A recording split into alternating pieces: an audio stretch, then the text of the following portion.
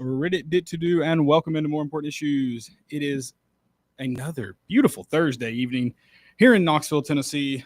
Alongside me, as always, it's your good friend, number 10 in your programs, number 1 in your hearts, Landon Raby. What up, what up? A couple of guys in the booth helping us out tonight.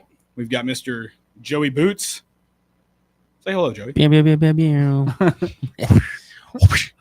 And Austin Thomas from South Oil High School. Yes, sir. I think my South Oil golf gear came in today, maybe. Pretty pumped. Is it Nike? Hot start. Almost certainly. I'm out.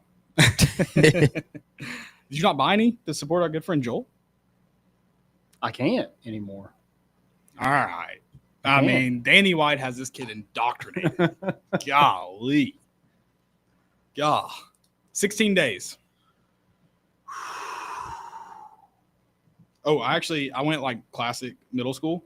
I've got a countdown on my phone. Okay. So. You got the hours and everything? Oh, brother, do I. 15 days, 15 hours, 45 minutes, and 50 seconds. It'll be noon. And we'll be hoping the Vols are kicking off in the next like 4 minutes. Because you know they're not kicking off at noon. You don't think so? Never. Like 12:05? I think more obscure, 12:03. Well, then, like, we couldn't. It gives the Big Ten, like, they have the big noon kickoff. Yeah. We don't want to take that from them, so we have to do it at 12:05. So it makes sense. Yeah. I guess that's fair. Whatever. They can have it. They can have noon, high noon. They can have high noon. We'll take low noon. Okay. Or just afternoon. I don't know what high noon exact. I think high noon is noon. Yeah, I think it is too. I don't know if there's technically a low noon. Is that? But when you say would low noon be midnight? Checks out logically. I don't know. I'm lost. Time is a construct. We can just make it whatever we want it to be. Football's arrived, though. Middle school football, I noticed some middle school football games kicking off tonight. We know high school is next week. It's here. The pads are popping, Landon. Yeah, you got the jamborees going on, where it just gives you a little appetizer of what's to come. They should, especially in high school football, they should implement probably all levels of college football or of football. They should implement jamboree-like things. Okay. Like it sucks that only in high school can we get the long throw, the punt, the pass, the kick, the 40-yard dash, the 100-yard dash. Joe Milton would sign. He would be an on an NFL contract forever if they had the long pass in the NFL. Yeah, I think he would probably win a punt, pass, and kick. Have we seen his leg? Do you really need to? I mean, he's got the pass. That's a good point. I mean, he's got a leg up on everybody, like all the quarterbacks. I was listening to something. I think it was talking about how he's apparently competing with Dak Prescott. That's the latest rumor about him. Have you seen that? Not competing. That's not what they're saying. But like, okay, they're essentially like, yeah, he could. Well, but apparently there was some interview that said he claims he's thrown a golf ball 200 yards. A golf ball 200 yards, no shot. He said he was at Top Golf and it hit the back net. I agree. Do you know what that would do to your elbow? Oh, yeah. Also, like, if I threw that hard, like, I'm falling off. Yeah, but he kind of just flicks his wrist, to be fair. That's crazy. I agree. I think you can throw a baseball farther than a golf ball. Just because of the weight. I would agree with that. So I would – a 200-yard baseball throw, that's still insane. But I think he could probably do that. No, he 200. couldn't. No, That's 200 yards. That's 600. that feet. means he could stand in Times Square and Yeah, throw it's that. 600 feet. Never mind. I was thinking like yardage on a baseball field, like center field to home plate. He could do that easy. Yeah. In fact, it's kind of baseball coaches have to just be pissed that he chose football. Yeah. Can I ask you a question about Joe Milton? You may not. Yeah, go ahead. If If you rip this smelling salt, you can. I mean, as much as everybody kind of wanted him gone, they wanted the whole Nico experience.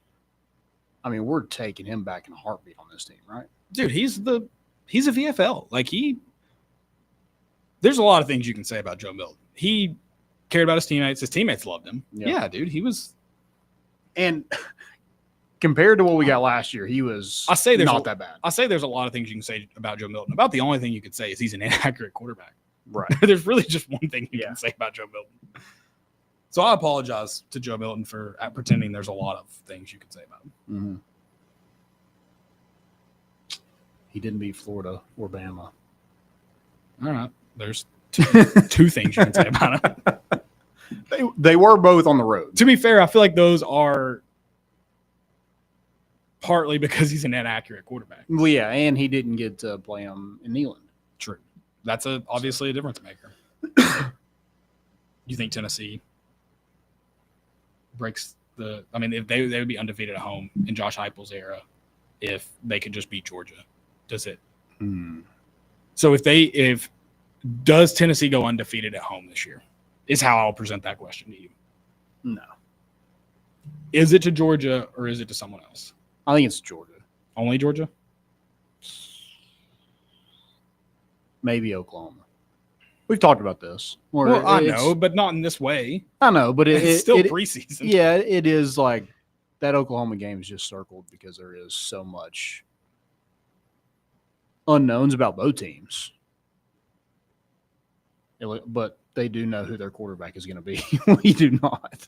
That's fine. Someone dropped the Brett Venables, will he be fired this year? And it was a video of him running stadium stairs. I was like, dang, dude's putting in work. And you're out here talking about firing him. So can you flip the narrative? Was it Nico or Neyland? If Joe Milton could, not in Bama, not Florida. I'm just saying. So then, you're saying if you plug Joe Milton into, you played a part in it, Joey. It was you. I was well, yeah, but I'm a constant, right? So I mean, like, yeah, I wasn't there in Florida. Well, so was Neyland. Well, I was there in Bama, but I'm saying, so if Joe Milton starts against Florida and Bama last season in Neyland, does he also win both of those games? Yeah, you think so? Sure. Bama was close enough that I don't know that you can really. I think they beat Florida for sure. Alabama's he could. We could have beat Bama 50 touchdowns if we just executed some big plays. Would he have? But that's what I'm saying. There's executed. There's also some plays Nico made that like Joe might. I would even say probably makes, but that throw on the run to Dante Thornton maybe makes, but that was also an exceptional play that it'd be tough for anyone to make again. And then Brazel made an incredible catch, but that was also a dot. Yeah. What about Joe Milton in Arkansas? He runs out of bounds. He's already run out of bounds, Yeah. and we've seen it before. So I mean, he'd probably lose that one too. That sucked to watch. One thing I didn't notice in any of my rewatches of that game, which I think I rewatched it twice. We know there was a big hold on that big run they had to take the lead. Mm-hmm. I did not notice that James Pierce had hands to face as the ball went around the edge. Oh. I mean, I would assume that gets called hands to face. The dude's hand is under his helmet. He almost lifts his helmet off. Yeah, yeah. I hadn't noticed. Did you notice it before that documentary? Well, I never watched the game back because I put myself through enough pain in Fayetteville that night. I really have zero desire to put myself through it. I agree. I almost stopped watching the whole thing. I just want to find ways to complain about the refs, and I found one. So I'm in. I saw it on Twitter after the game, though, and I think that was probably enough. I didn't need to watch it again. That was an asterisk win. Yeah, that was a COVID win. Yeah, they already had one of those. So they don't need another. That was a tough watch. Good balance. I still hate Diego Pavia as I continue watching this, but does he have the weirdest body shape in history? It's the head. The head's really weird. The head. I mean, I get why he thinks he's 6'4". his head looks like it. Yeah. I don't know. He's just like Eli Stowers is cool. He's a good dude. Good teammate. Yeah, Diego is just like he's compact. I respect his. Yeah, he is compact. He's not as compact as Chris Clemmer, but he's compact. I respect his drive, yes, but like I respect his mentality. Yeah. Even though he's like it's outlandish. Yeah, it's crazy to hear. Also, my favorite part is he did say in one of the interviews, he said, I'm a first-round draft pick. And he even acknowledges it. He's like, you got to think that way. And I was like, but you don't think that way or you wouldn't have gone to court. Yeah. Well, you wouldn't have gone to court to stay in college. You would have been a first-round draft pick. Yeah. But I do agree with what he's saying. It's like when you step in the arena, like you do have to – like I get Vanderbilt's perspective. I get Tennessee's perspective when we play teams like Georgia. Like I hope the week of the Georgia game, our team's not like, that home win streak was fun while it lasted. Like when you step in the arena, you do have to have the thought of it's me. Like I am the victor. I am going to win. So I get it. And when you're a college football player, you kind of present like that all the time. So I get it. I hate him, but the whole like we're going to win a national championship. It's crazy. I mean, Clark Lee, we're going to be the premier football program. In what planet? Kirby Smart is like looking at this, like watching this documentary and be like, good God, I should have got him. I mean, Clark Lee must have been in cahoots with Elon or something, and Doge was going to kill every other football program except Vanderbilt. He's like, we're going to be all that's left. I don't know what to tell you. We're it. We're the program. It's crazy town. Yeah. Crazy town. We've got a lot to talk about. Quarterback preview. I mean, Landon bring up quarterback preview after we think we know who it is. I mean, crazy. It was just next on the list. Yeah. We got to do it. But we got a quarterback preview. Tennessee. Still a Nike school, but moving forward, no longer a Nike school. This will be the last year Tennessee wears the check mark. We'll talk about that. Going to what I think is one of the best sports logos of all time. I think it's better than Nike, personally. What? The 3-stripe Adidas. And then the OG Adidas. Well, you're forgetting about the Power T, baby. No, like sports apparel. Okay. Yeah, sports apparel. We'll talk about that transition. We've got some other football stuff, of course, to get to. On the menu, guys, speaking of apparel, Rowback. I'm wearing some Rowback right now. I love Rowback. It is one of my favorite apparel brands out there. The most comfortable hoodies, T-shirts. I love it. How often do you wear that T-shirt? I wear it quite often. All the time. And it's one you can wear, like, you can dress it up. You can. Or you can just, like, wear it to work out in.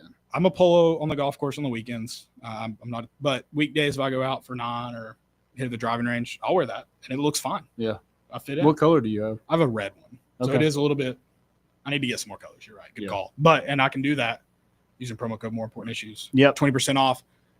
I tell you all this, though, because they just dropped some of the best Tennessee apparel that's out there. I mean, Tennessee should have signed with Rowback as far as I'm concerned. Mm-hmm. I bought 2 polos and a pullover. I believe I went with the pullover. Okay. This week. Did you go with orange or black?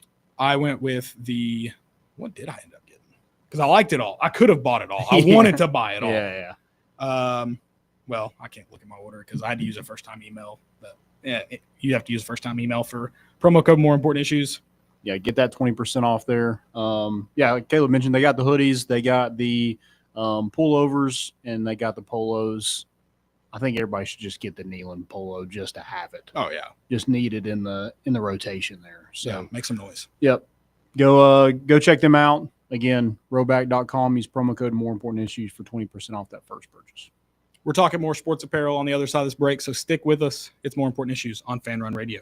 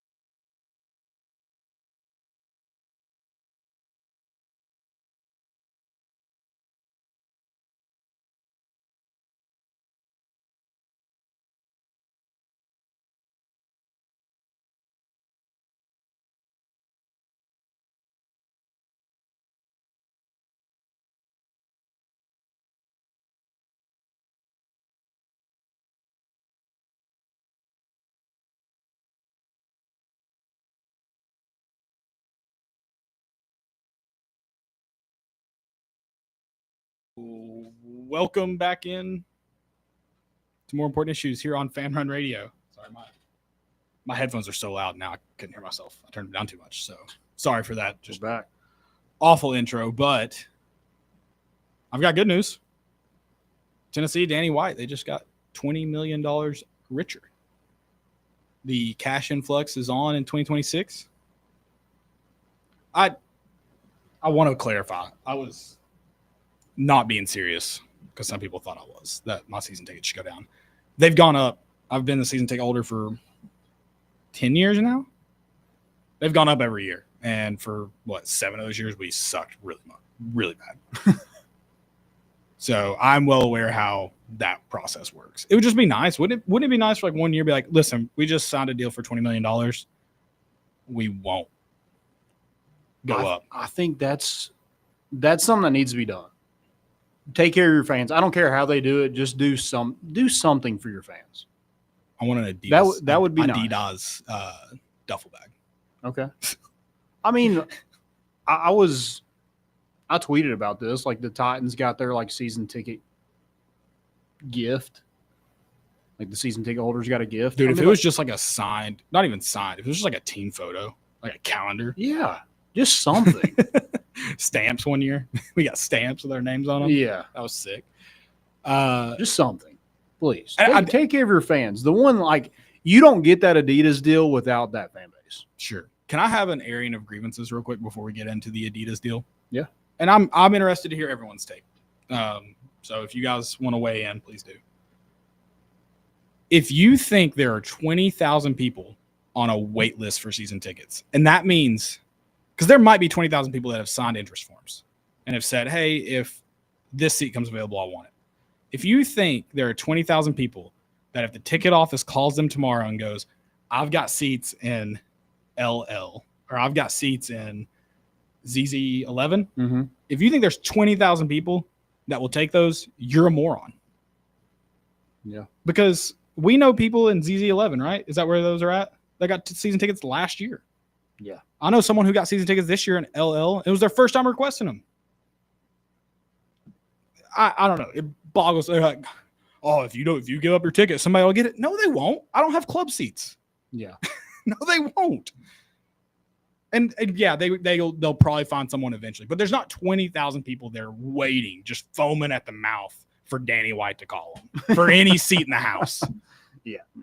It's not real. It's not real. Quit listening to believing everything you hear. It's crazy.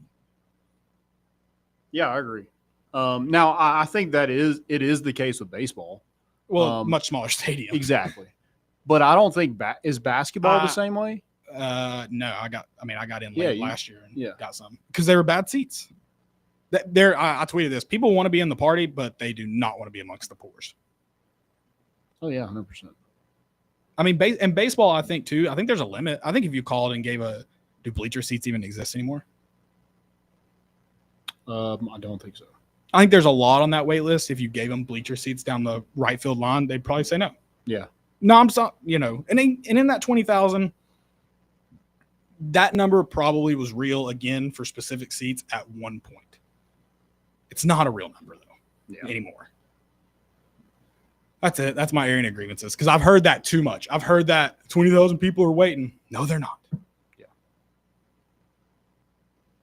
They signed their name somewhere. 100%. Yeah, they signed an interest form. What do you think, Joey?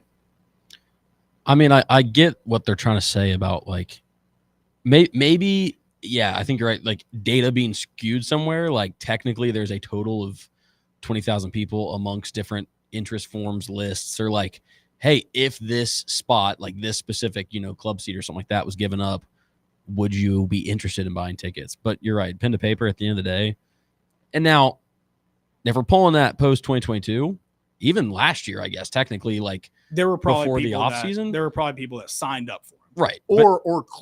They could do a click on this if you're interested in season tickets. And that many people clicked on it to see what was out there. And they're like, yeah, no. And they'll take that number because they can run with it because they can say, well, it's leverage. I don't blame the athletic department for putting that number out there. I just blame the people for believing it. Fair. I don't know. If you wanted season tickets for next year and you signed an interest form in January, whenever they put that out, you would get them. If you were okay with being anywhere, you would get them. Yeah, 100%. I don't doubt that for a second. My dad just moved down here to Tennessee, and it's like he's like, oh, I wish I could get in line for season tickets. I was like, you might as well, because I don't think it's as unattainable as you think that they are. If he just wants in the stadium, he'll get them. If he's waiting specifically, that's different. And that's probably the other thing, right? If he's got that routing and account number, he's got tickets. Yeah. But I mean, like, I do think that it's, I mean, I'm sure everyone does it in terms of they've probably done it for every ticket stat that they've ever posted. Sure. And they do it with selling out, right? Like, it's Absolutely. like, I've got like 6 seats around me that are open. And it's like, oh, but it's sold out. Well, yeah, technically people have bought up the seats, and you'll still have 90%, Yeah, they didn't scan 100,000 in. No. So, I mean, in fact, they're floating out a fake number. It no longer sits at 102,455. Yeah. That's a known thing that I think a lot of people within the athletic department have acknowledged. Miss that number. Need to go back. I do. And obviously everyone's welcome to give their 2 cents, but like, at what point does it get, like, I love that the focus is on, like, let's, in the world of NIL, let's bring in more money. Let's be able to be more competitive. Adidas aside, I think that's a great deal. I think it's going to do, no pun intended, numbers for the university and what we're able to obtain. But like, at what point, like you guys are saying, like, does it become detrimental to the fans where it's like, hey, are y'all even seeing us? Like, if we're just a number and you've got this notion that there's, X amount of people waiting, like, do you even care if we just become unfaithful to the University of Tennessee program and just, no, next guy up? Like, is that the mindset? And at some point it becomes, I mean, it seems dramatic, but I feel like I don't know. This goes on for a couple of years. It's like, are we just getting, screwed over by the entity as a whole, and it becomes bigger than, wanting to go? Because then you get to a point where it's not the most passionate people on Saturdays. Now it's not, you don't have a stadium full because you've prioritized money over the fan experience and having every fan you can in there to make it as loud as possible. And you've got empty seats because the rich people are like, didn't feel like driving downtown today. And no one's going to pay $4,000 a seat for a spot when there's a line of people willing to take any seat they can get in there. Not 20,000, of course. But. Sure. I don't know how far we are from that tipping point. I know for me personally, I do not know how much longer I will be buying my season tickets as they continue to go up, which is sad. It's super sad. They've been in my family since 1972. And then myself since 2015. So yeah, I'll be very, very upset when or if I have to give that up, because I'm not saying it should be quote unquote affordable. It's a luxury that I budget for every year because it's something I really, really enjoy. But it can't become a thing where I'm like, I'm draining money for something that, as life goes on, like, I won't be able to go every Saturday. Like, I'll have other things. Like, it's just one of those things. And maybe there'll be someone right behind me that buys them for 10 years and then their family buys them for 72. But I don't know. I don't know how the university could bank on that. And I know I'm not the only one. That's why I say, like, yes, that is a personal tidbit, but I know there are people like me that exist amongst the fan base. And so I don't think we're near the tipping point yet where you're going to start like losing the Tennessee game day atmosphere. I don't think we're quite there, but I'm with Joey. I've wondered the question of how close are we? Are we closer than I think? I think we get closer and closer. I mean, I just refer back to baseball because I know it's a bigger issue with tickets and how they've kind of priced out the common fan. And then like you have those like good seats and you try to get like just regular seats and there's none available because it is a smaller atmosphere. But I mean, even at like Neyland, you look at like across the way where those club seats are and it's empty. Well, and that problem I think can be addressed with selling standing room only tickets for that area. Because you look down there and there's a lot of people standing. Well, a lot of people are inside, which that's the annoying part. It's like, get your food, it's got the bathrooms, it's got whatever, grab it and go back to your seat. Don't put tables and stuff in there for people to go and sit down in. Yeah. I mean, which baseball is a little bit, obviously there's the pricing from the university that's gone up and up and up. Then you have the secondary market with third-party sellers that's made it a nightmare, which I'm interested to see if Tennessee enforces it. I got an email this week about they are apparently going to be monitoring more often if you were buying those just for selling them. Okay. I'm curious if they enforce it or not, or how they do that with football. Because that's also a big part of it is how many people that continue buying them, so are part of that quote unquote wait list to a degree. How many are just selling them? Like they've never gone to, they're scalpers. They've never gone to a game. Because if you lose those people, which university doesn't want to lose them, because they're guaranteed buyers. Well, a lot of people do this. They will go and purchase the cheapest ticket possible to sell their 2, tickets that they've had that are really good seats, and they make all the money where they can purchase those tickets again and make more money to go, I guess, buy better seats to charge more. I don't know what it is with that, but a lot of people do that, especially with baseball. So whatever. It's going to get a problem. Like if Tennessee goes 5-7 this year, there won't be a soul left on that 20,000. 5-7 won't even. Even if you go 8-4, you already start like that's where I was like, it needs to be more loose. You can't, because right now it makes sense because it's just been, I guess, even the record wise, but it's just like Tennessee football's been trending upwards in terms of popularity again and national media and stuff. Ignore the record. It just seems like every year it's strengthened in terms of what they're able to say.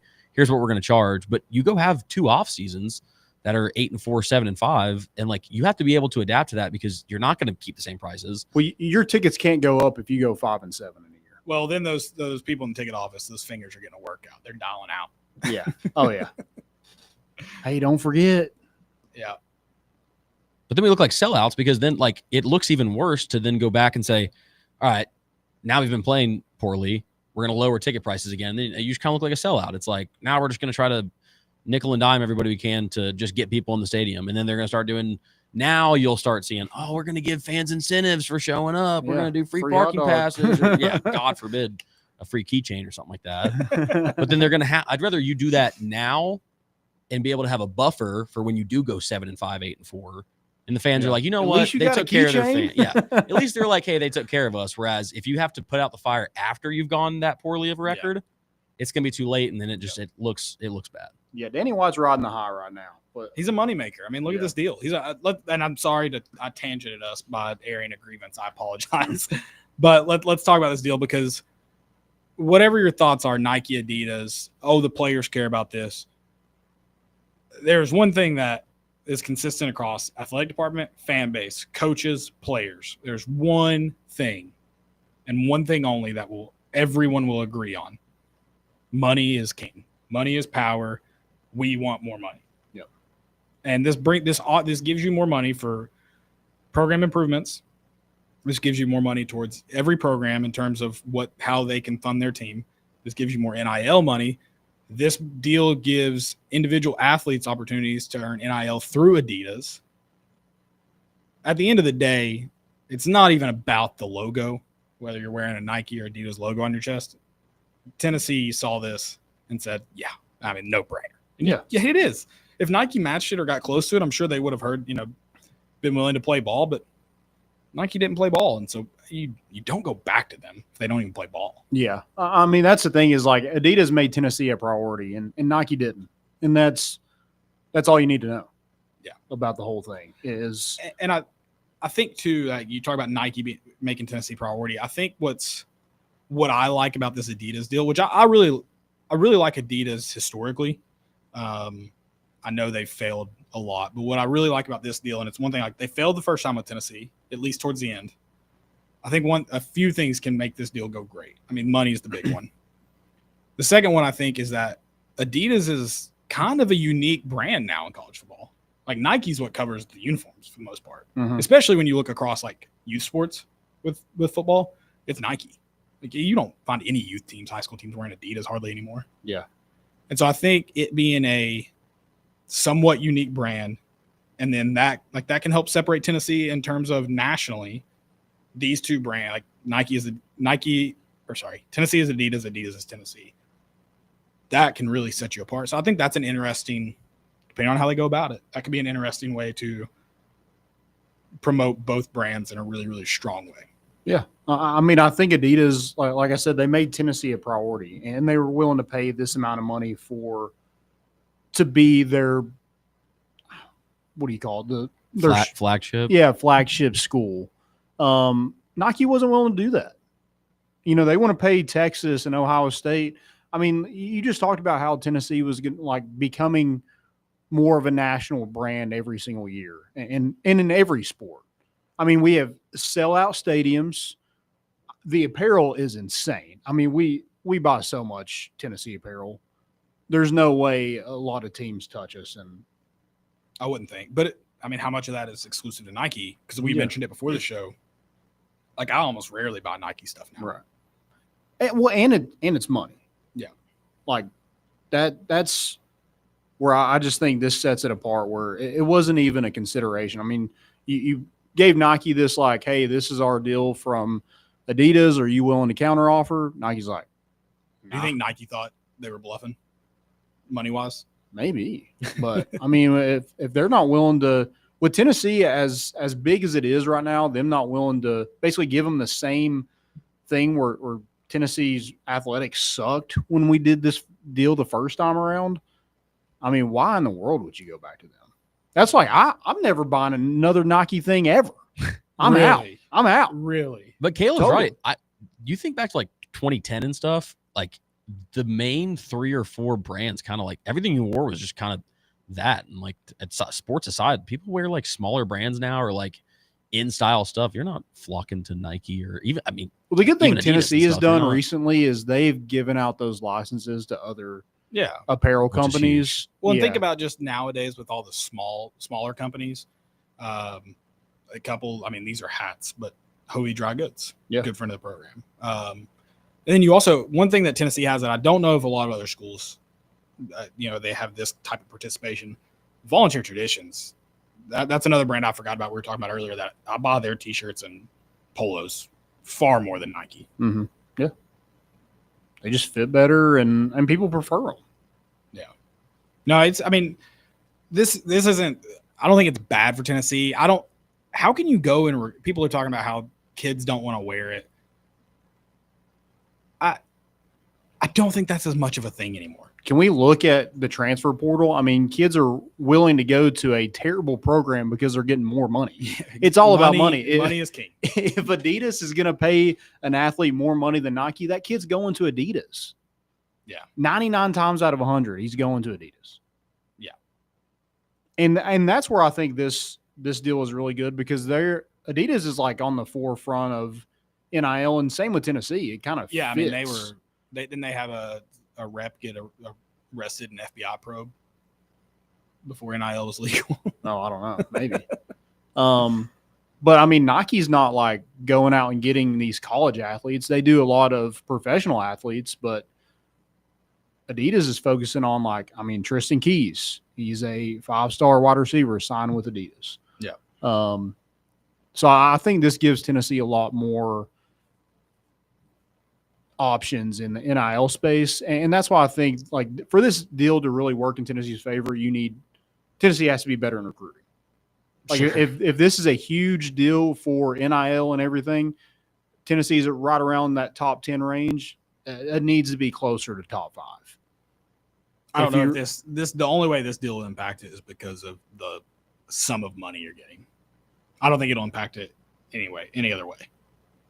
In terms of what you wear. That's all what it's about, though. Yes, I'm just saying, I don't think the logo on your chest will matter. But the money you're getting from the logo on your chest, that matters. Yeah, and it has a trickle down effect because if Adidas, for college athletes, especially in football, if it's the guys that are making all the money are wearing Adidas, you might go wear Adidas. Just hopes that I'll eventually get an Adidas deal and make more money. Yeah, but that's obviously years down the line. Or you get a 5-star wide receiver wearing Adidas stuff, and if he goes to Nike, does that contract change at all? Does he go if he goes to Ohio State and Tennessee? Does that contract change any because he's now wearing? I didn't think about that. On TV, he's wearing Nike stuff. No, I mean instead of Adidas. No, I mean I think there's athletes that have the cross their brand. I mean, dude at Duke, I won't blank on his name. Cooper Flagg? Yeah, he was a New Balance athlete last year, and he wore Nike shoes on the court. Okay. Yeah, but I mean, if for example, like Tristan Keys, if you start pushing as an Adidas athlete and he goes and transfers to a school that promotes significantly more, basically only Nike, does that deal? I mean, and Cooper Flag's probably a little different because that was 1 year. Basically, maybe all the deals are of him. structured as 1 year. Sure, but even like they don't know where Tristan Keys is going to go right now, and they still signed him. And is that pending? But again, if he goes to Tennessee and it's now an Adidas deal, who's his top schools? Matter, but, you know. It's A&M, Adidas, Miami, Adidas, Tennessee, now Adidas. I kind of forgot that A&M was Adidas. Maybe it's Swayze. And he's currently committed to LSU, which is a Nike school. But all those other teams that it's rumored he's not going to be at LSU, those other teams are Adidas. Yeah, I mean, I just can't imagine, because if you do that, then you potentially tell athletes, well, we're not going to sign you. You know, you could lose out on a Patrick Mahomes, who's an Adidas athlete, by the way, because they would rather go to a fit situation over an Adidas situation. I think that's more of the. That would be. I think that put Adidas in a terrible spot. I can't imagine they would. I think the brands would have to mend to the foot. I don't think the football's ever going to be like, hey, dude, we'd love to have you here, but if you can't get over the Nike deal, like, I mean, if the player holds out just because they're going to pay him way more money, sure. But I think it's, at least in this sector, like football specifically, it's football first and then deal with the brand rights after. I mean, there's a whole host of NFL athletes who, like Under Armour just recently got back their like rights to be on an NFL field. So like Under Armour athletes, their gloves and cleats and stuff couldn't be Under Armour. Like you couldn't see, you weren't allowed to be able to see an Under Armour logo. I imagine it would be like that. But they had to wear Nike jerseys, of course, because that's the NFL brand. I think it would probably be a situation like that. Is like, it's just, you're not allowed to wear Adidas in our uniform. Yeah. You can go do whatever you need to do off campus, but I just think if you're wearing that logo every single day as like a high school athlete, I think it's a lot easier to just go to a school that's Adidas. It might have nothing to do with it. I just think that would. It's just where the money is. Play a part. I mean, I think it's going to help with the relationships. If that factored in recruiting, I think that would be. I just don't foresee that being the case, because you already have situations like that exist in the NBA, NFL. Like you already have that happening, and those lines are already drawn in other places. No. But that's what also like agent and contract and stuff. I mean, I don't think a high school kid with an Adidas past is going to be like, man, I'm just going to stick with Adidas unless the money's there. It's if the money's over at Nike, they're not. I don't think they're batting an eye. Like if that's where they want to go because all the other factors, I don't think the brand that they are attached to prior to signing a college deal is going to hold them back. Yeah. Well, I just don't think any brands like Adidas, if it was Adidas, Nike, New Balance, are going to sign an athlete with the restriction of going to that specific school. Right. Because it limits your reach at that point. Yeah, it probably wouldn't. But I'm just saying, like, wearing that logo every single day and then you're picking a school. I think it's a lot easier. You probably make more money. If relationships are the same, like, I feel like that could maybe, yeah, they're Adidas school. Like, I'm already with Adidas and, like, I go there and ball out. I'll probably get an even bigger deal here. And It could work in your favor, but I just think the actual Adidas is probably like it's I guess a factor in it, but it's more about like the relationships within the deal rather than it's just a little brand. It's another feather in your cap, I would potentially think. Yeah. And I think you're more competitive. Like, hey, we're going against, say, a Nike school. This is their NIL package. Oh, that aspect of it is far and way better. And I think, just the amount of money I think is going to help. Also, for all the premier schools that wear Nike, there are also some absolute shit schools that wear Nike. I'm sick of watching, as all this is happening, everyone's talking about how great Nike is. And I have to watch freaking Vandy boys wear Nike. I'm like, yeah, premier brand, huh? They'll put it on that ugly-ass gold. Yeah. Well, they made the Florida uniforms. The Gator ones. I mean, a lot of people are like, oh, I hate the Adidas uniforms. I mean, Nike's made some atrocious ones. I mean, Tennessee's worn some smoky grays that are ugly too. That's a big aspect too, I think, is awesome, is Tennessee has creative control in the process. Just give me throwback orange and white uniforms. Keep it simple, stupid. Yeah, please. How is everybody else able to get throwback and we're not? I want throwback. Because if that's the creative control we already have, I don't really want the creative control. I want throwback with like the old Adidas logo. Like I want it to look like that. Yeah. Give me throwbacks Adidas and I'm all in. Give me the black outline and the Y jerseys. I'm really upset that this deal's signed and Adidas Golf no longer. Well, I guess they still make some golf apparel. Their golf apparel used to be awesome during our previous deal with Adidas. Now they don't. I've seen some golf polos, but they've gotten rid of most of their other golf brands. So was Nike though. I don't love Nike golfs. But I'm saying back when Tiger, I mean, that was pinnacle. I mean, Yeah. not that, no pun intended, but I mean, it was Nike golf hit a peak, and that was borderline attached to Nike period has hit its peak. It's done. Yeah, that's what I'm that's what I'm done saying. Nike, and I mean, that's I That guess was it's all a the brands. They but slapped Tennessee in the face. That was a slap in the face. You're right. They didn't make Tennessee a priority, and Screw them. either way you write it, it's either they didn't. Okay, because first off, Nike has the money. Don't ever. Yeah, we were paying Oregon's NIL. That's what we were doing. Yeah, it's a priority thing, and it's if Nike was like, hey, we don't value Tennessee enough to make them not even the flagship school, but just a major partner besides just one of the other ones that we have, looped into our pool. And there's more money with Adidas. Is that not just clear as day? It's like, a no-brainer. Yeah, you got all these exclusive rights. You're going to get more money. So what? The fans get up in arms about a little bit. Again, you have creative control. Adidas can now turn. Tennessee has never been short of being able to get really creative about things that they wear, even being withheld at some. Like maybe they turn the page and we get some of the coolest uniforms we've seen in the last 15, however many years. Well, now you're getting $15 million more a year. I think it's time to.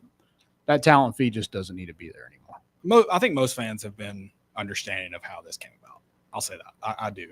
Deuce, I know it was the Casey Clausen jersey was nearing retirement. I don't know if it was supposed to go into retirement this year or not. Is it officially unretired for the 2025 season? The OG jersey is retired. Okay. But I did just get a new one in the mail. Nike?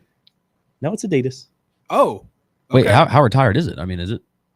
Well, he got an Adidas one, so I think we're good. Yeah, I'm all for the Adidas one. I've been rocking it for the last 6 years. Is it an orange or a white one? Orange. Okay. Yeah, it's pretty much the same, just looks a lot newer. Hadn't been through the dryer as many times as I had. Color orange now. Did you get rid of the one though? No, it's in the closet. I think I'm going to try to reach out to Mr. Clausen himself and see if he can autograph it for me and hang it up in the basement. Clip this. Casey, he has been good friend Casey Clausen. Big fans here. Huge. Deuce is a humble guy, so I'll tell this story for him. He's worn it for every single Tennessee game for at least the last 5 years. I mean, probably more than that, but at least the last 5 years. Yeah. Through rain, through snow, through sleet, through 95-degree heat. That's awesome. He's worn it proud. It's faded beyond recognition. You wouldn't know it's a Tennessee jersey if you're not a Tennessee fan. It's almost pink. Yeah, it's getting there. I mean, it has been loyal. Sign it for our boys so we can put it up in the speakeasy. If Casey won't, Arian Carter, I'm just saying we have a good backup. So Casey, ball's in your court. Or Joe. Yeah, that's true. I mean, we've got, Ooh, you should try. We should try to get every number 7 since Casey Clausen. That we want to, because I don't know if all the number 7s. Yeah. Try to get them all to sign it. I like that. Let's do it. Make it happen. If you wore number 7 at the University of Tennessee, send us your address and we'll ship you the jersey. And you got to ship it back. Obviously, it's pretty important we get it back. We'll send a return label with it. Yes. We can make it happen. Let's do it. We'll try our best. We'll get Casey Clausen at least. All right, let us know your thoughts on Adidas. If you're ready, I'm ready to move on from Nike. Good riddance. We got one more year with them, so we'll make it last, I guess. Until July 1st, 2026. Tennessee's an Adidas school. Looking forward to it. Guys, you might get some discounted stuff now from we Nike. should. Who knows? Yeah. That's it. The shoes. I like Adidas shoes. I'm going to miss the Air Maxes. I remember the last time I've had Air Maxes. I'm wearing some right now. Not Tennessee ones. They just look too big on my feet now. Well, because you wear size 14s. Stick with us on the other side of the break. It's more important issues on Fan Run Radio.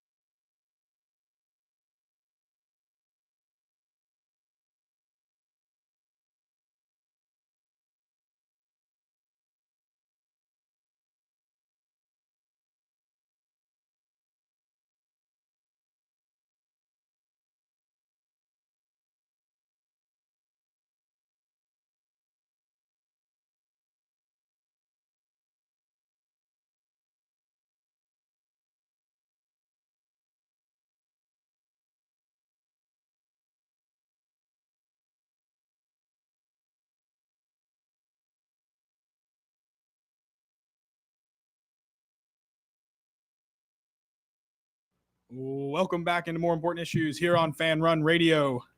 We just rip some smelling salts, and let me tell you why. The Lady Vols, to open the 2025 season, just knocked off the reigning national champion, number 1, the University of North Carolina. Bill Belichick, you suck. What a start. Shea O'Rourke with a brace to start the season. Tennessee's never beat a number 1 ranked team, I think, is the stat I just heard. I love that. 2020, you asked me. I don't know where exactly they're going to stand in 2025. They should be solid. That's a great start, Landon. Terrific start. National champions. We are talking about soccer, correct? Lady Ball soccer. Okay. Yeah. Yeah. All right. Hell yeah. This is foreshadowing, though. Yeah. Yeah.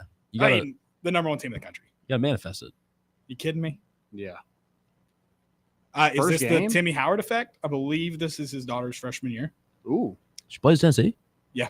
Wow. See, I know. look, I've been to a Lady Vols game, I think, in 2 years, and I'm like, I got to get back out there just in case the Timmy goalkeeper Howard? for Everton shows up. Let's go. Yeah. Yeah. Let me do a quick scroll because I think she's a freshman this year. Yeah. While you're looking for that, I will go ahead and She is. okay. Love it. Tell you about our good friends at VIP Play. VIP Play is the place to gamble, sports gamble. Guys, get the futures in. Who we got? Who's National champions? who's Sounds picking like up? Lady Ball soccer national champion. Exactly. Get that bet in. Exactly. That's in. Tons of college football going on. You can do basically every single game. You can do futures. You can do win and losses. I mean, just tons of stuff. I've got some same game parlays you can get in on if you'd like. Yeah. Tons of stuff going on there. Tons of profit boosts. Go check them out. Right now, if you just bet $5, you'll get $100 in bonus bet using promo code MORETN. Again, MORETN. Bet just $5, get $100 in bonus bets. Gambling problem. Call 1-800-889-9789, and you must be 21 and over and located in Tennessee to bet. Go check them out. And before we talk QB preview, shout out to Sam Mitchell for giving me the update on the Lady Balls. Shout out. We're live. I've got work to do, so it was hard for me to watch. I'll be at Regal Soccer Stadium this season. Don't worry. There you go. Don't worry. All right. Quarterbacks. Ooh. Give me your snap count. Snap count? Yep. Stand up, please. Please do it. Yes. Oh, this is so good. Get the cameras on this guy. Oh, it's a weird angle. A little bit more right. Red 18. Red 18. Joey's the mic. Joey's the mic. Say it. Dude. Fire me. We got to stop doing smelling salts. Let's get That out of control was- in here. Electric. Are we on 2 there? Did I mess up? Dude, I was just waiting for the ball. Okay. Whenever you want to snap that on the that center? sucker, it was All yeah. right. Yeah, we move on the ball. Yeah. I didn't have a lot of, I think I didn't have a lot of room to set up the pass set. I wanted to. Yeah, I didn't get a good drop back here, but I mean, I just heaved it. I love it. That's all Just all chuck it, Dobbs just- had to do. dude, just- Heave it. 3 You got to steps. trust those wide receivers, baby. 3 steps and chuck it. Yeah, and a prayer. Swim that DB. Just let him go. Yeah. Rumor has it Braylon Staley caught that for a 75-yard touchdown. That means It's he's no rumor, healthy. my friend. That means he's healthy. Who's All right. who's lining up? Who do you have at Q? Before we get into the full preview, who do you have at QB1? I mean, I think it's going to be Joey Aguilar. And almost number 1, the reports come out that it's trending that way. Number Yeah. 2, it kind of has to be. Yeah. At least against Syracuse. And it's crazy. The biggest question mark on this team is the most important position. And I'd like to be a little positive. Let's not act like we're replacing a Heisman winning quarterback either. So before we doom and gloom this quarterback preview, because right now it's just a big fat question mark. You can't disagree with what you just said as a whole, but I do want to, because you're right. I just want to present the question of do you think, and I know there's no way to prove it, but do you think Nico at the University of Tennessee would have been better than what we kind of expect out of this group this year? Yeah, I definitely think you liked your situation with Nico, but after everything unfolded, I don't blame. No, I don't blame Tennessee for it. Not at all. I think the situation could have been better with Nico. I don't think like we got Joey and then you have Jake and George and you're going, oh, you're better than you. Like I think Nico would have been better than Nico in 2024, and then anybody you have currently. Yeah. That again, and every situation's different. Like you could have, if it was going on, like he was thinking about entering the portal, you probably should have just like, hey, go in December so we don't have to worry about this in the spring. We can go get a good quarterback out of the portal. You didn't have that luxury, and you're kind of playing with the hand you're dealt. And it's Joey Aguilar seems like probably the best option. I mean, he's played a ton of college football, and that's probably the biggest thing going for him. Like he just has a ton of experience. He's older. I mean, he's 6 years older than George McIntyre, and they're both fighting for the same position in college. That's insane. That kind of rocks. Kind of rocks. I'm going to be honest. Yeah, I mean, this is obviously the most important position on the football field. And a lot of unknowns. I think you have talent. I do think your presumed starter right now isn't your most talented guy. We talked about this with Chase Thomas. I don't disagree with number one, he's probably just not ready to play Power 5 football, SEC football right now, just size-wise. Doubt he is mentality-wise because he's a true freshman. But if he's your best quarterback, for example, I think you roll with him. And I think he's your most talented one. McIntyre? Is that who you're talking about? Yeah. Okay. That doesn't mean he's the best quarterback currently on the roster just because he's the most talented. I don't want to give up a chance to win football games because of if he's have a winning mentality. If he's your best, roll out your best. Yeah, I agree. And with the quarterbacks, I know we're just talking about them right now, but they're going to have some help from offensive line. Wide receivers are a huge question mark too. They could, even if you have decent quarterback play, if the wide receivers aren't great, your quarterback's not going to look great. Right. So I think there's a ton of pressure on Jake Merklinger because he was the one that's been here. It's kind of his team before Joey got here. Now, obviously, Joey's been, practicing and been in the playbook and, Deshaun Foster doesn't think he was watching film, but apparently he does here. So I don't know what that deal was about.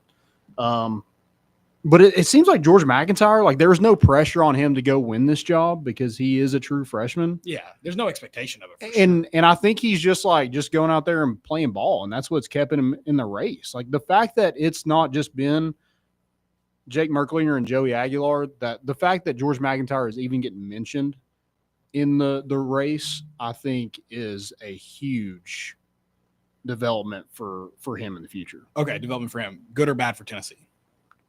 Yeah, I don't love it. Okay. I didn't know if you're going to try to completely spin zone that or not. Yeah. So. I mean, I think you're right though. For his development, it's huge. Yeah, for sure. But if he is your best one, and say the games, if you think he can win the same amount of games as Joey Aguilar, I think you play George McIntyre. Yes, and again, I get that you don't want to potentially scare off a top-rated recruit in Faison Brandon, but you also want him to have that competitive mentality. If I'm recruiting Faison Brandon, I'm hoping that whoever he watches at quarterback this year, he's going, I'm going to beat him out. Yeah, doesn't matter. Yeah, I mean because Tennessee has to win football games, right? They have to put whoever gives them the best chance to win football games as a starter.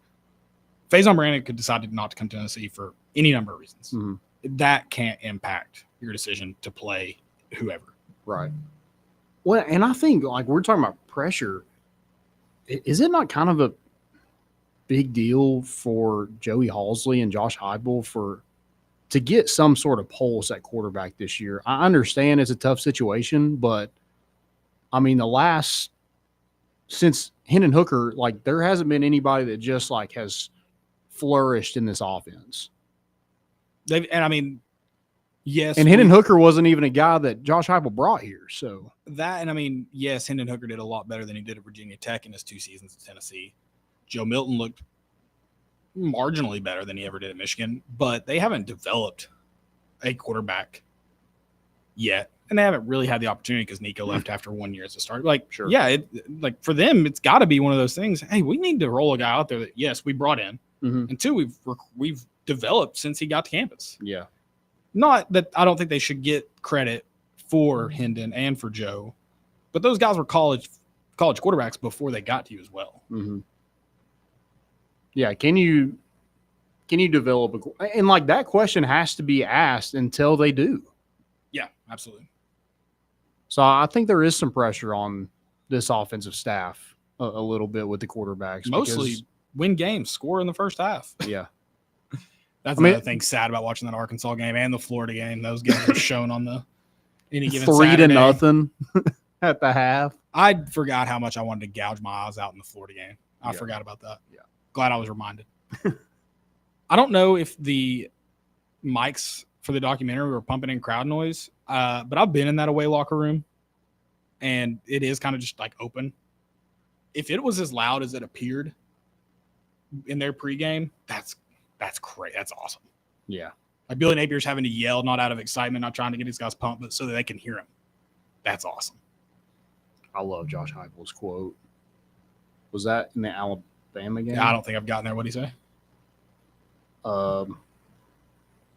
He says like, F them. Oh, it's a great quote. He says something else, but I don't want to butcher it, but I also don't want to play it out loud because he does use some profanity. Okay. Well, we can figure it out later. Yeah. It fires me up. I'll show it to you later. Okay. But yeah. With quarterbacks, big thing for me, if they're open, you got to hit them. Hit on the deep ball. Please hit on the deep ball. Yeah. You can turn the ball over more than we did last year if you hit on the deep ball.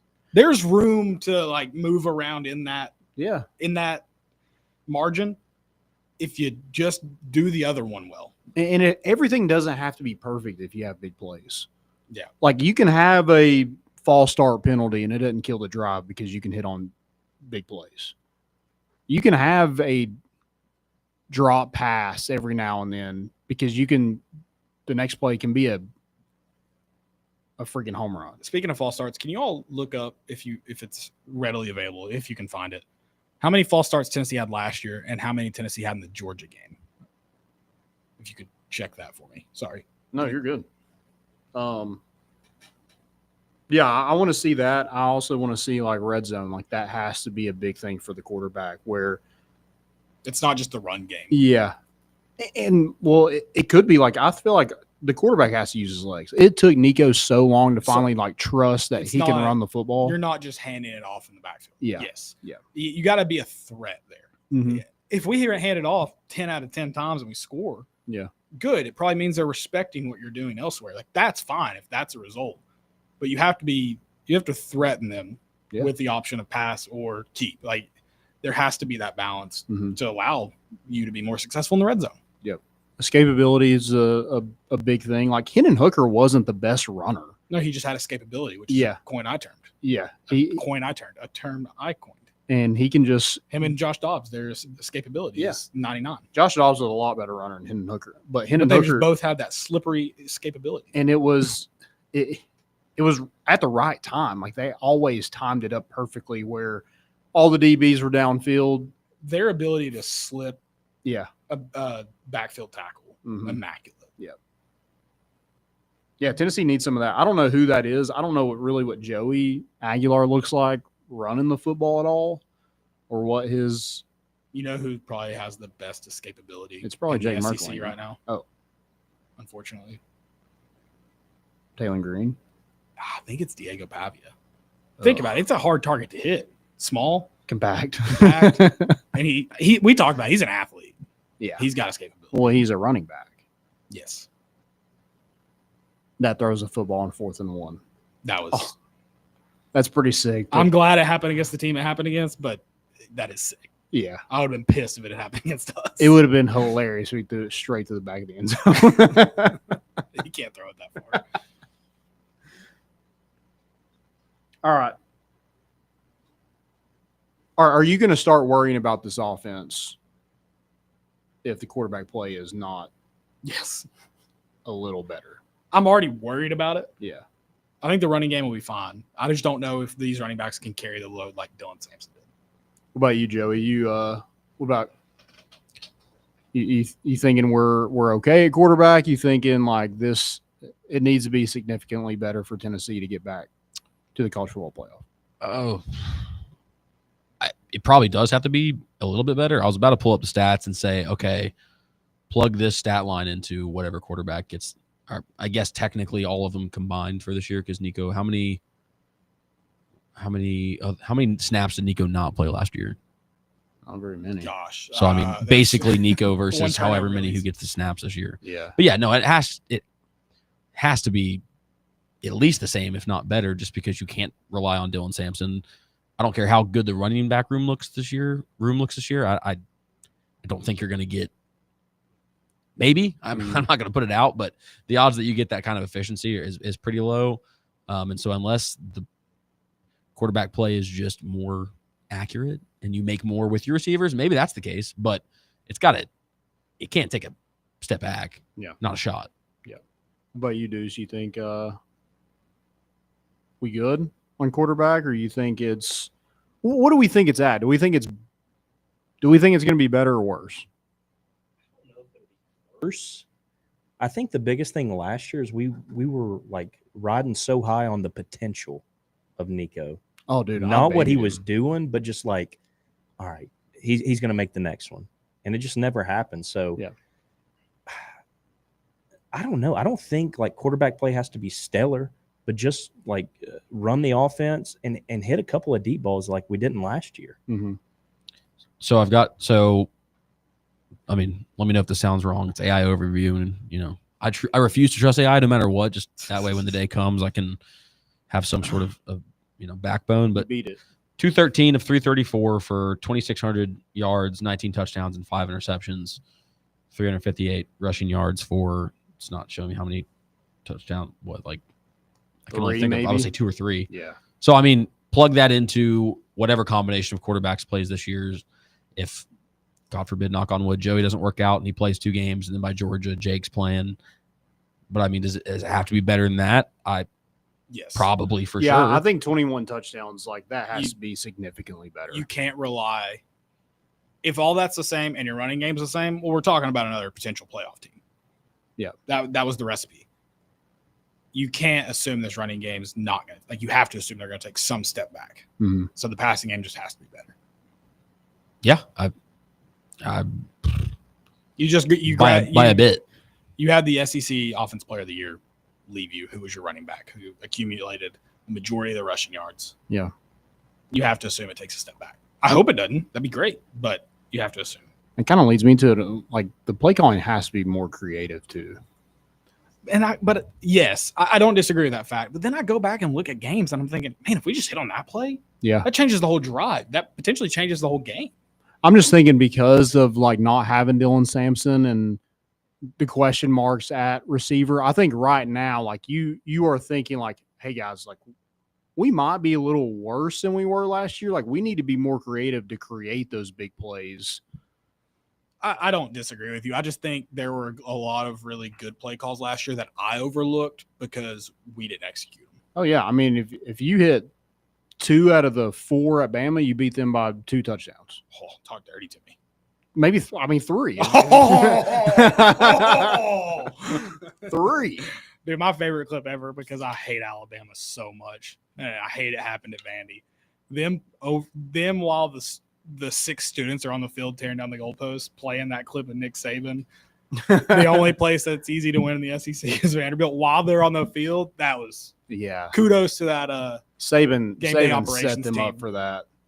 I love like how relaxed. Like, I'm shocked he's been relaxed ever since. You'd think that happened to him, and he's like, never again. Yeah, he's like, well, I wasn't coaching. I kind of think he has it out for DeBoer. Like he's like, I kind of wanted that to happen. Dude, every article I read about Alabama, it's always mentioning Nick Saban. You kind of have to at this point. I guess so. Kind of like how Tennessee doesn't shut up about that Peyton Manning guy.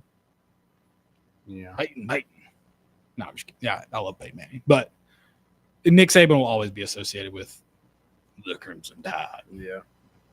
All right. Starter game 1. Is it the same starter in the game against Vandy? What week is Vandy? 10-9? No. It's the last one, right? Yeah. Oh, is it that much later back? Because I know it's November. It's so yeah, the same Thanksgiving spot as, game, and I think that's the last week in November now. Yeah. No, I don't believe so. Really? Is that a good thing or a bad Well, thing? let's say it's healthy. Everybody's it's not an injury. I issue. see Joey Aguilar starting. I see a different quarterback taking over. I've yet to say which one. I don't know. I would lean George McIntyre. Yeah. And that's kind of an interesting thing. If Merklinger's gone. yeah, well, that's the thing is if you put McIntyre at 3, I don't think okay, well, next year is my time to win the job. But if you put McIntyre ahead of Merklinger, he's done. I think the first depth chart that releases, it'll be Joey, Merklinger, McIntyre. I do too. But I don't think that Is necessarily is the true. true Yeah. just what we know right now, which is not a lot, but it just feels like McIntyre's probably number 2 right now. Yeah. The way everything sounds.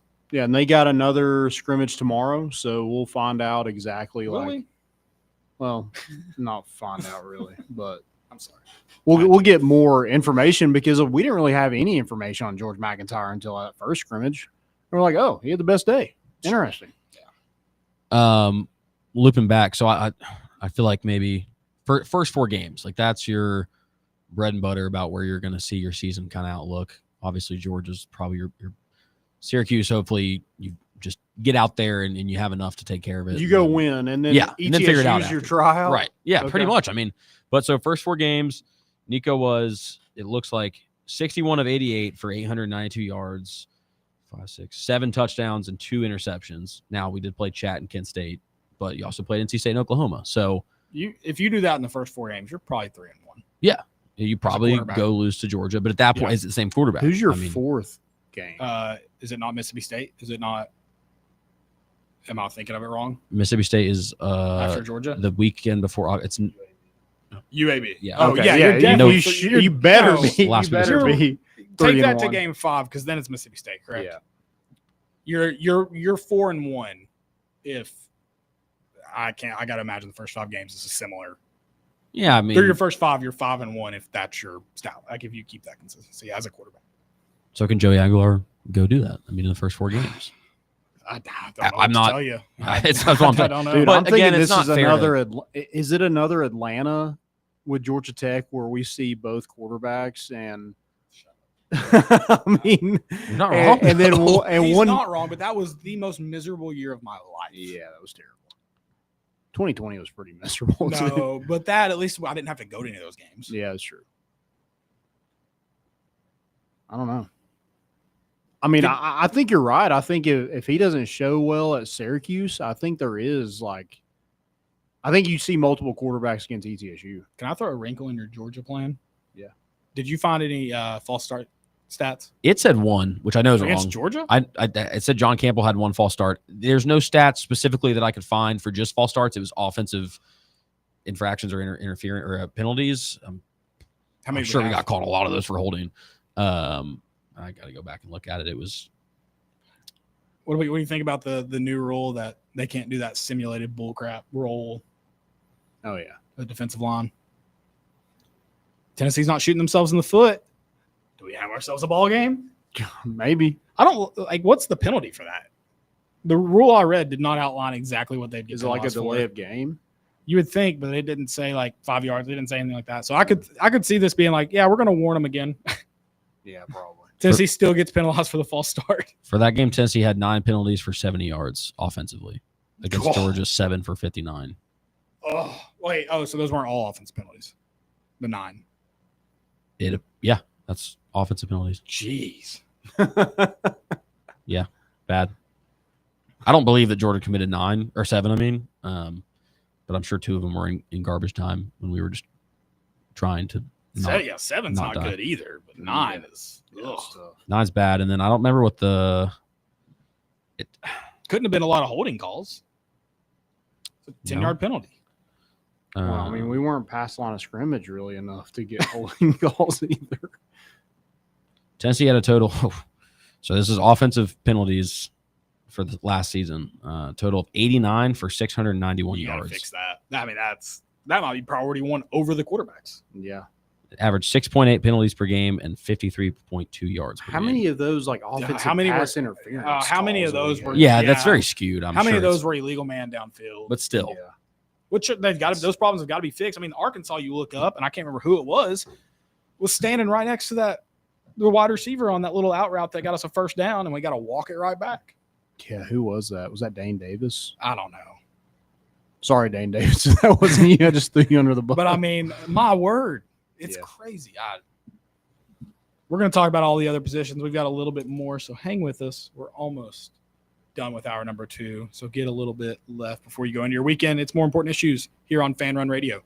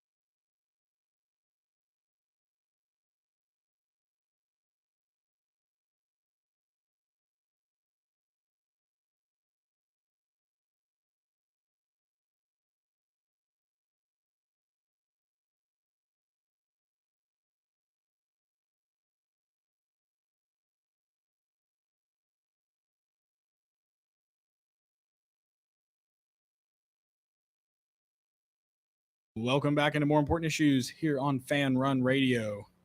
Why are you shaking your head, Joey? What do we do? I don't know what kind of. It sounded literally like somebody videotaped that over a SoundCloud on a DS and played it onto the radio. I loved it. That was my mixtape. Glad you liked it. There's a lot of songs back here, and sometimes you just short ad, you panic, you press the button, you get a little Bad Bunny. It worked. I like it. It's not bad. I need you to. Great actor too. Yeah, I finally watched Happy Gilmore. By the way, have you seen his SNL? The most recent one.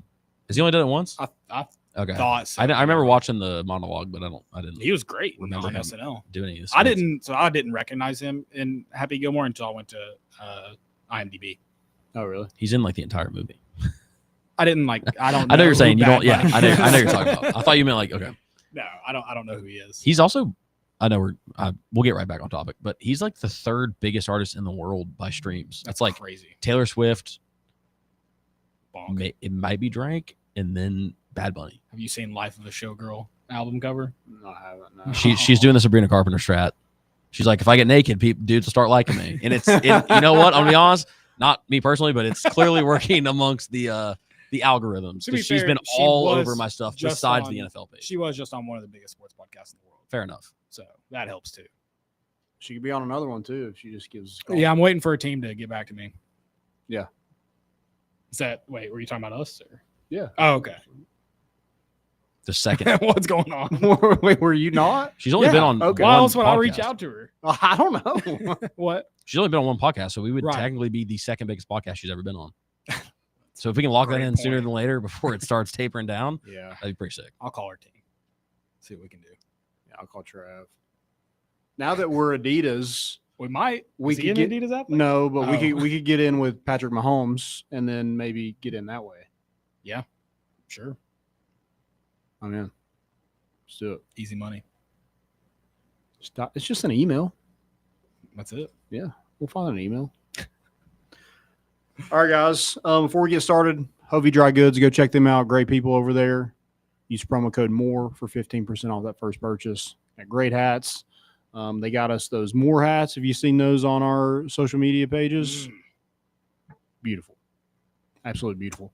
Got some pictures today of those hats. I'll show you guys after, but we'll tweet those out, get them posted to our socials. So, yeah, go check them out. 15% off that first purchase using promo code MORE. MORE. That's it. More. All right. We are going to go through each position group, and we are going to say whether or not it is better or it's going to be better or worse or the same than last season. Sounds good. Everybody, Let's do everybody it. ready? All right. First, we will go. Let's start with defense. Let's go defensive line. I think they'll be. I hate to use the word worse because but I think last year's would be better than this year's. I don't think it'll be a big difference, but yeah. Is there, right smack dab in the middle option maybe? Like, Yeah, I think a push is like you can just say yeah, push. probably a push. I mean, I'd hope it's not like a huge step back. Probably leans towards that. I don't know I if think they it's- get much better. Yeah, I think the numbers last year will be slightly better. Yeah, but minimum fraction. Probably the least margin out of all positions. Probably Yeah. the most Yeah, similar to what you had last year. least amount of swing. Yeah, yeah. Deuce. Push. Push. Okay. I like push. I think I almost go push. I don't know if they'll be better off the edge, but I think they will be probably better. If you didn't At the have to tackle? replace Omar Norman Lott and Big O, if you only had to replace one of them, I would lean push to better. Okay. I think replacing both of those guys is going to be a really difficult task. Are we including edge? Not impossible. Including edge too? Yeah. So I mean, James Pierce, but it's gonna be also pretty hard to replace JPJ. but Tennessee didn't get a whole lot of sacks last year. No, but I mean the pressure up missed the mid- holds. I think it might even out this year. The pressure up the middle that those two guys provided. Yeah. I think it'll be tough to replicate. Yeah. I think there's a ton of potential. I think this is definitely Yes. one of the best units in the SEC. I think they were pretty much the best last year. You're in the every SEC. bit as good across the board depth. You're every bit Sure. as good. Yeah. You just I don't think there's a lose- huge drop off, if any. You lose some high performers. Yeah. Tough guys to replace. Tyree West breakout year. I like that. it. Penciled in. I like Jackson Moy, man. Yeah. I don't. Big fan. Could be a sleeper better year. I don't know. Hit us with a haka. Oh yeah. Oh yeah. Kidding me? Need it. Let's go linebackers. Better. Better. I think way better. I was going to say a lot Yeah. better, but yeah, better. I think way better. Yeah. All right. Let's go safeties. Better. I don't know if it's a huge jump, but better. Okay. don't shoot me. I think just a little bit worse.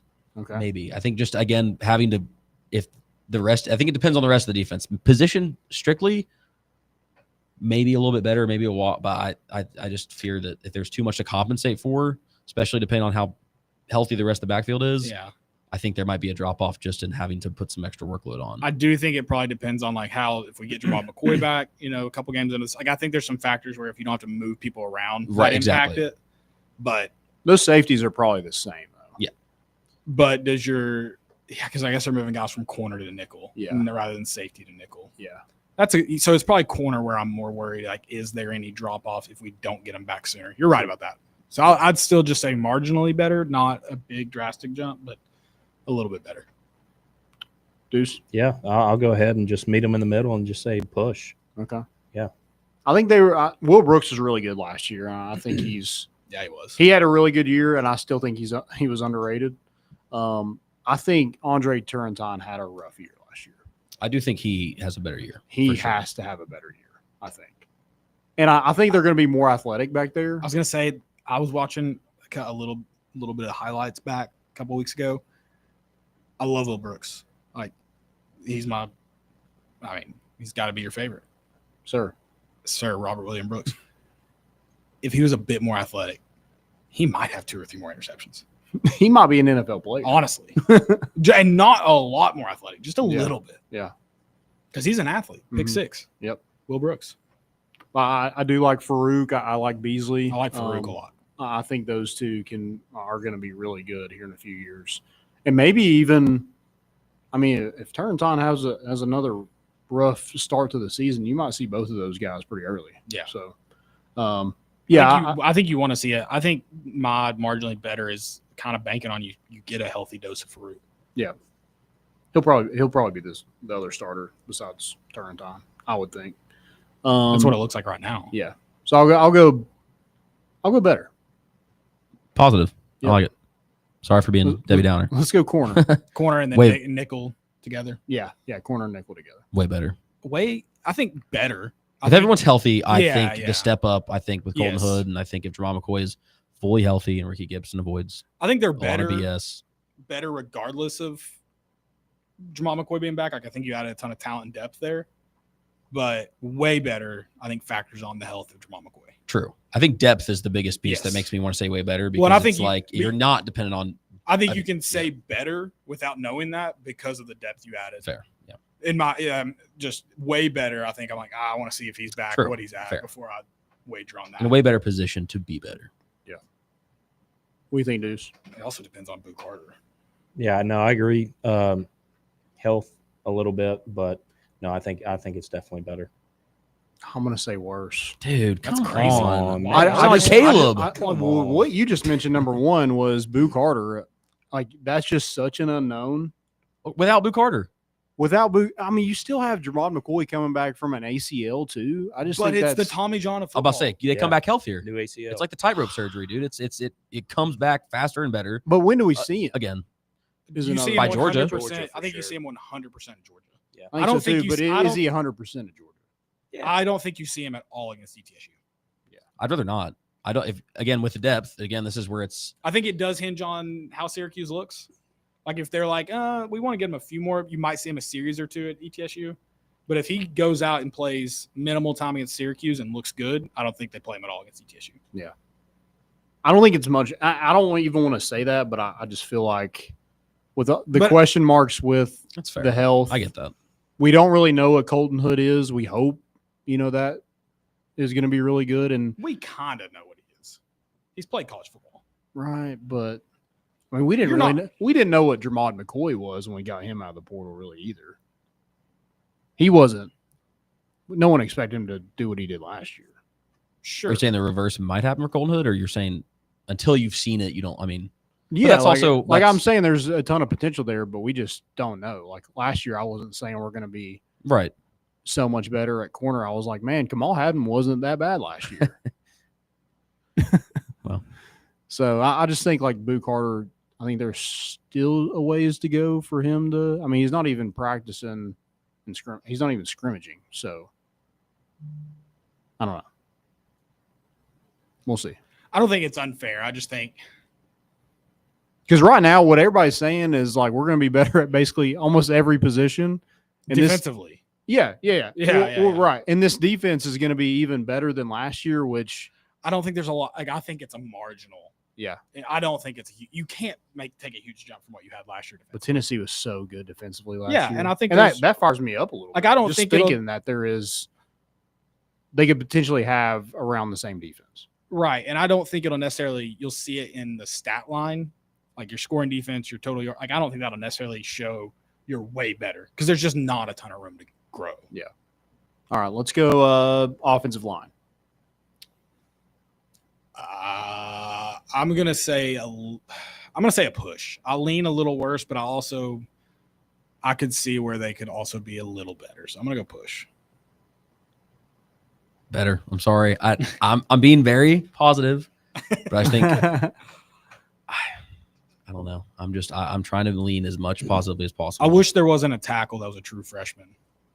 But David Sanders just filled out. No, he's done. I know. But regardless, I'm just saying again, kind of going off what you're saying. If with Colton Hood, like let's just presume that it's. But he's played college football. Okay, fair. But I'm just saying, in terms of what we think we'll get from him, just on paper. Yeah. Will we see like the Lance Hurd kind of freshman year? Hopefully Lance Hurd takes a big step up. The tackles are kind of the. I feel really good about David Sanders. I just wish I'd seen it. I wish I knew how he was going to play in college football. And I'd probably say better, at least a little bit better for sure. Yeah, I want to go better, but I think you pushed there. Okay. I'm going to say better. I think you're better at guard. I think Lance Hurd is going to take a step, so I think you're probably better at tackle. I understand the David Sanders, like, hold on a second, but we weren't good at, like, tackles last year at all. I think you have a lot more potential to be better in the pass game. Okay. Run game is going to be tough to replicate. Hopefully you just push there because one of the best rush offenses in the SEC. Yeah. I think I like this group. I really do like the offense. The reason the way you talk about the tackles, I think you could be better in the pass game. Yeah. As an offensive line. I do worry about depth just a little bit. Sure. Yeah. More than a little bit, but and just I think in terms that's of just going to happen. Paper. That's throughout college football. Yeah, that's you're not going to have guys just like staying at places. I can play tackle. I got quick feet. That was a pretty. Your drop. I mean, that was. I can show you with minimal room, dude. Well, you got a dumpy on you too. So dude, I've got the hips for a tackle. These hands for my size. If I was 7 inches taller, I would have been an offensive tackle. I can eat with them. I can promise you that. We talked about bulking up the other dude. They'd have no problem. Like, dude, go eat you a whole large pizza and a couple milkshakes. Easy peasy. Oh yeah, I can bulk up. The whole can you eat a whole pizza by yourself? Yeah, I've got the arm length for it too. And chips. You kidding me? I need a side with that, dude. They want to play me at guard though because man, when I pull, I'm mean. All right, let's go tight ends. Better. I border towards way better. I just think if again, pending Miles gets him into being fully healthy, Ethan Davis taking a step up, and then Jack Van Dorselaer actually possibly taking a step up into the program, better depth. Hey, don't forget. I think you rely on your tight ends more this season. Just with how iffy don't forget another guy we got to get signed on Deuce's jersey, Deshaun Brame, number 7. True. Well, let's wait. Brame. I know they outlawed guns. Can you still use swords? Because Van Dorselaer, he has to have some type of sword celebration. That'd be sick. That would be so sick. Just unsheathes a fake sword, even. Yeah. Just stands over him. They just say brandishing. I think they just reference brandishing firearms. I don't think they talked about swords. That would be so sick. Yeah, Dylan Stewart just over somebody just emptying a clip. What if he puts it in? I think maybe brings it in. I think that's more of like a corner celebration, right? Yeah, you lock it in. But I don't know if can you brandish a sword? I mean, unless you go up to the ref. Hey, maybe he knights the quarterback when he's down on the ground. I think it has to be clear, like it has to come from the hip across the shoulder, like Braveheart style, like up in the air. It's got to be clear. It is not a firearm. Okay, it is a sword. think that's the only way you can get away with it. Can he freedom? Can he club twirl? Can he the back? sword? Can he back pull the sword? I mean, that's Yes. pretty. Oh, that's and just kind of ignore the arrow, but just Yeah, I think you can. Yeah, I think you can do because that. there should not be an I- issue with that. or just like a I do think there should be a rule. Mulan. No, I think it should be in line with like gun laws in the United States. No automatic weapons. I think single round handgun should be allowed, and you can only fire, let's say, twice. Key and peel rules. Third Yeah. shot, 15-yard penalty. Yeah, but we were seeing them lift up the shirt. I mean, unless you're tucking a Ruger out there, I'm pretty sure that's probably a pistol. Yeah, but it could be a revolver. I'm still thinking those were getting called. But I think they should be allowed. Oh, I think they should be allowed. I think everything should be allowed. I think an RPG. That's a single shot. It's allowed. A little noob tube. A little Chris Kyle sniper action would be sick. Just get down and prone.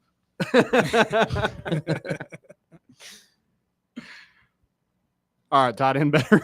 Yeah, Yeah. across the board. Yeah, I think so too. Running back.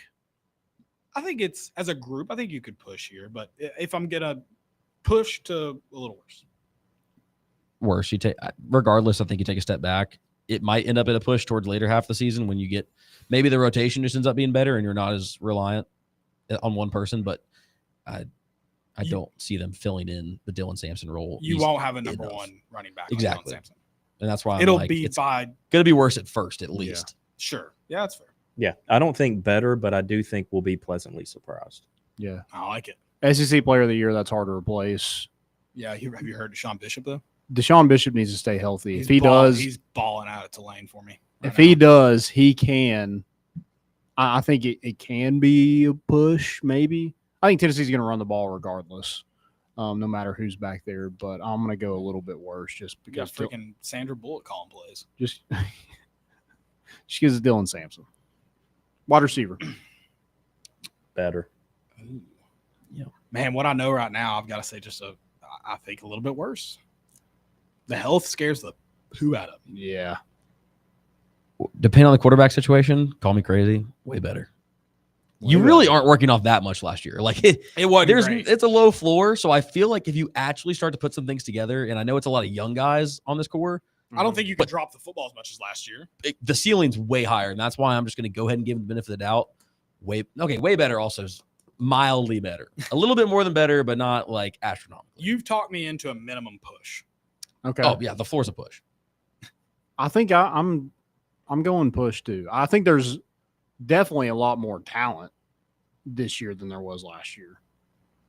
But yeah, we don't know. I trust the young guys. Yeah. This could fall total. I could be flat on my face.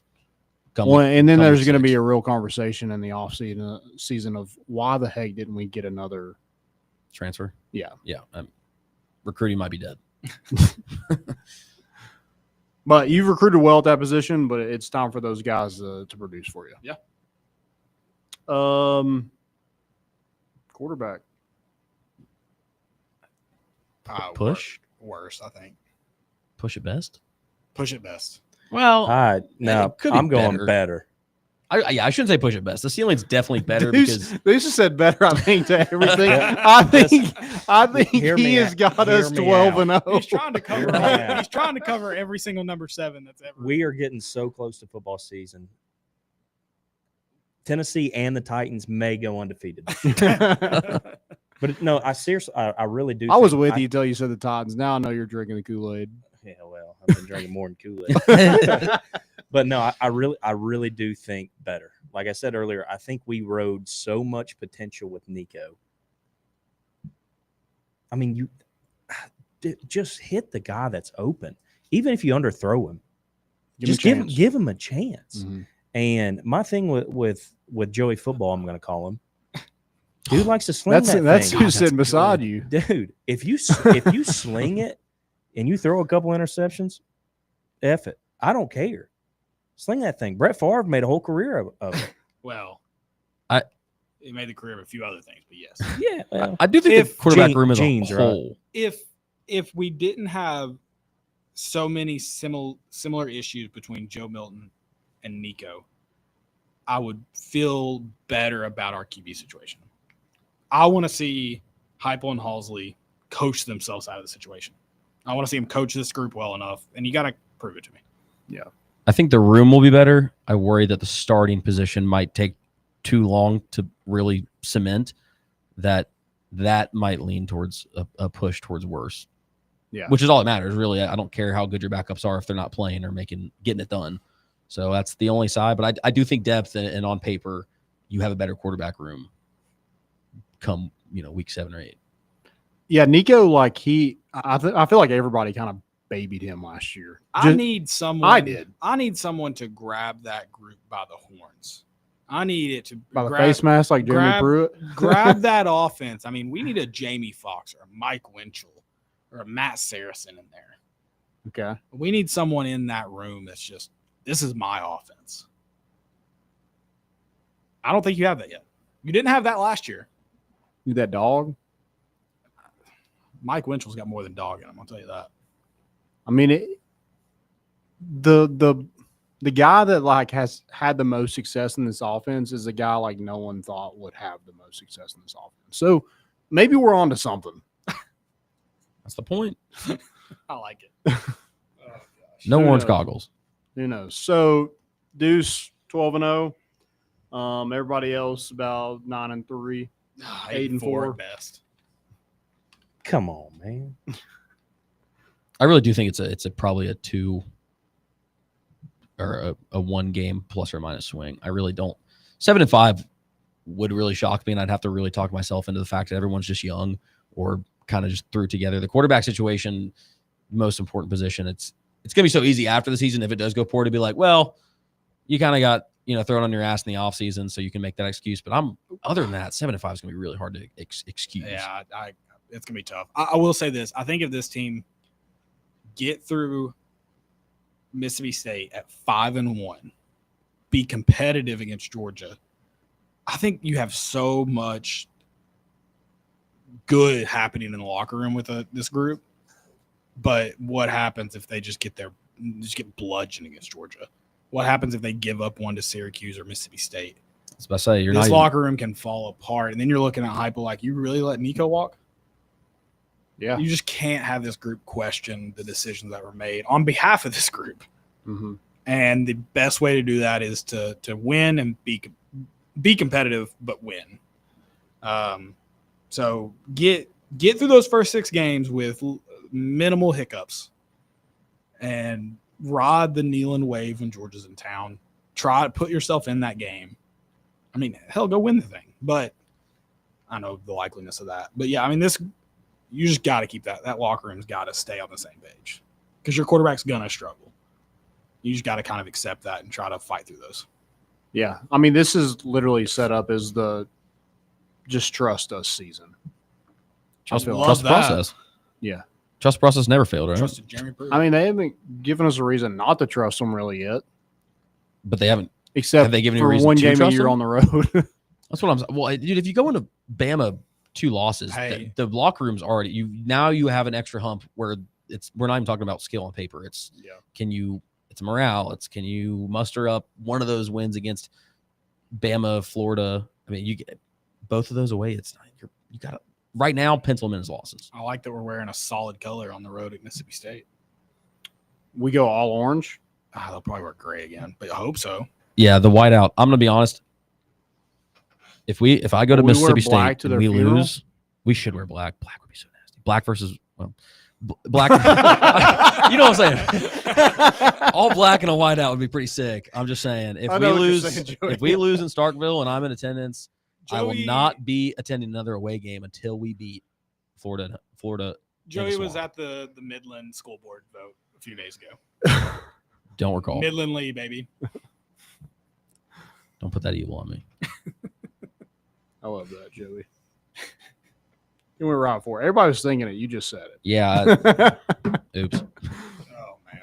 All right, guys. Anything else before we get out of here? Man, that's it. Go Vols. By God. 12-0. 12-0. Guys, thank y'all so much for listening. We'll be back on Thursday. Got a lot more. Keep following us. Appreciate that. At @more_issues on Twitter. Everywhere you get your podcast, do that. Follow along. We're bringing the boat in, and we out.